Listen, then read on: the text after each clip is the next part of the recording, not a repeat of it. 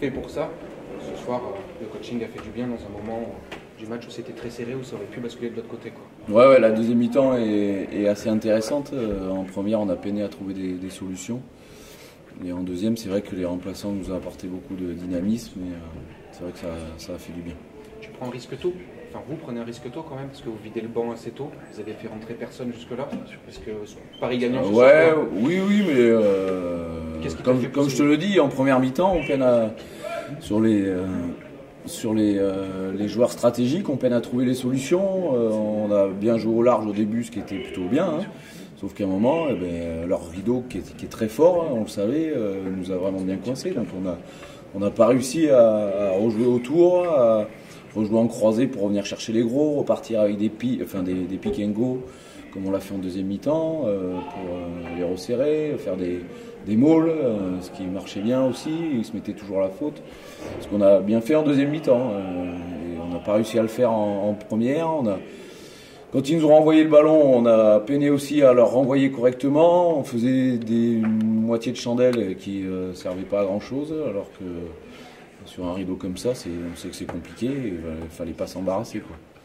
Tu regrettes le manque d'alternance en zone de marque comme Maxime Beau, ou il fallait garder ce ballon près des lignes et laisser passer le temps? Non, on manque un peu d'alternance globalement, même pas qu'en zone de marque. Comme je te dis, on a peiné à jouer autour. D'ailleurs, la seule fois qu'on le fait presque avec Tommy Mounia, il traverse et on a failli marquer, c'est dommage.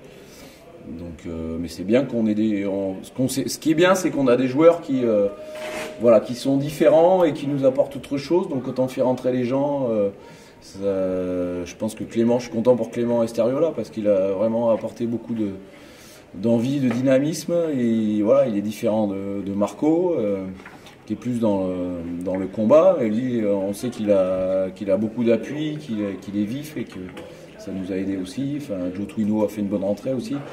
Je suis content pour Joe parce que ça faisait un moment qu'il était en convalescence. Non, c'est super, c'est bien. C'est bien. La vitesse a été un atout aussi. Dès qu'il y a eu de la vitesse, du dynamisme, bam. Oui. Après, c'est ce qu'on a cette année, des qualités de vitesse derrière qui nous apportent des bonnes choses. Le premier essai, les essais sont plutôt beaux. C'est encourageant. Ouais. Cette dernière action, c'est les joueurs qui prennent aussi la responsabilité de taper un touche. C'est une forme de maturité pour toi de dire on sécurise le match et on ne va pas chercher à se mettre en danger. Oui, c'est sûr que Oyo, c'est une belle équipe. Donc, si on prend un contre, on peut perdre. Donc, non, ils ont bien géré. C'est vrai que la maturité des jeunes aussi à la charnière arrive, c'est bien. Parce qu'ils ont des qualités. Et donc, si en plus ils deviennent un peu plus matures, ça va faire des bons joueurs. C'est le cas de succès. Je suppose qu'on ne peut pas s'enflammer, mais ça donne plein de confiance quand même. On est deuxième là ce soir, donc ça c'est positif. Faut pas du tout s'enflammer parce que la saison est longue et mais c'est vrai qu'on vit bien ensemble. Je suis content pour les joueurs parce qu'ils ont beaucoup travaillé pendant 3 semaines sans avoir de match et franchement ça a été très long. C'était interminable, donc moi je suis content pour eux. Puis c'était un gros défi aujourd'hui. Ils sont venus avec la grosse équipe. On a gagné, donc on est très heureux pour les joueurs et puis pour le staff qui travaille bien.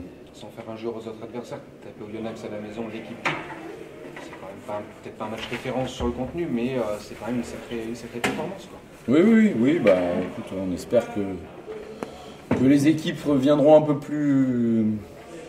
plus tranquilles les prochaines fois peut-être, mais ça c'est compliqué. La Pro D2 c'est long, tout le monde s'accroche, tous les matchs sont joués, donc est-ce qu'on se les gagnait aujourd'hui, ce genre de choses, je sais pas. Il faudra continuer à prendre au sérieux Rouen la semaine prochaine pour continuer à avancer et on verra. C'était ma prochaine question. On n'a jamais de risque avec ton équipe face au gros, ça répond toujours présent. Attention à pas de décompression face à Rouen. C'est clair.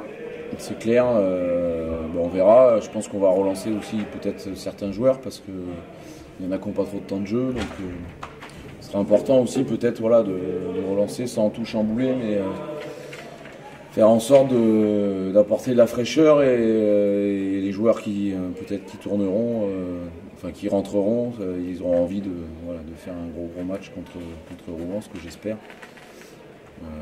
Prendre avec beaucoup de respect cette équipe. Tu as eu de la casse ce soir ou pas? Kelly peut-être, je sais pas trop ce qu'il en est, mais ouais. Après je crois pas. Ça boitait pas, de cheville peut-être ou... Ouais, c'est la cheville, mais après on verra. Mais, on va pas prendre de risques. Voilà, Merci très David. satisfait. Merci à vous. David.